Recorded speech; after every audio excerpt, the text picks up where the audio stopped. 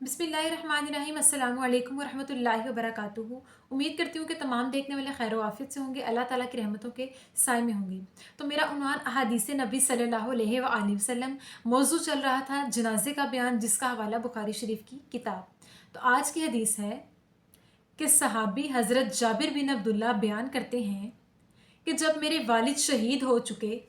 तो मैं उनकी मैयत की तरफ बार बार जाता, उनके चेहरे से कपड़ा हटाता, कफन हटाता, उनकी तरफ देखता और बार बार रोता।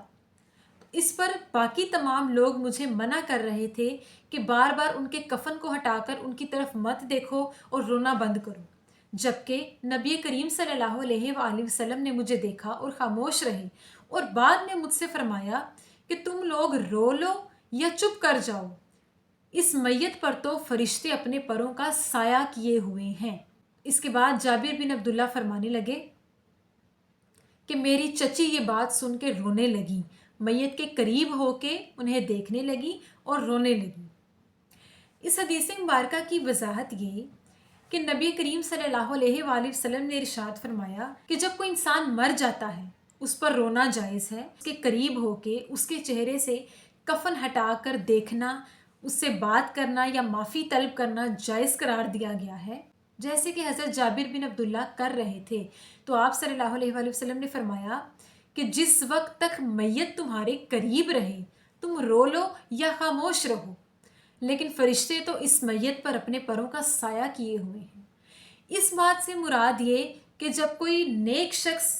वफात पा जाता है, यानी कोई शहादत की मौत पाता है, कोई ईमान पर अपना खात्मा कर जाता है, तो उस पर फरिश्ते अपने परों से साया किए हुए होते हैं और उस शख्स को नूर दिखाई देता है, जन्नत का रास्ता दिखाई देता है और उस मैयत के चेहरे पे एक अजीब सा इत्मीनान होता है, एक मुस्कुराहट होती है, एक नूर होता है, जिससे हमें ये ज़ाहिर होता है कि वो मैयत यानी वो मरने वाला शख्स बहुत ही नेक अमाल करने वाला था, एक नेक और सालेह बंदा था कि जो कि दुनिया में नेक और अच्छे अमाल किया करता था और वो अपनी मौत से राज़ी रहा, यानी उसने नेकी पर मौत पाई, शहादत की मौत पाई। लिहाजा अगर कोई शख्स मर जाए तो उसके घर वालों का उस पर रोना जायज़ है, उसके करीब होकर उसके कानों में कोई बात कह देना या उससे माफ़ी तलब कर लेना या उससे बेबस हो के रो कर जो लोग अक्सर बेसब्री से कुछ कह देते हैं मैयत को, तो ऐसा करना जायज़ है,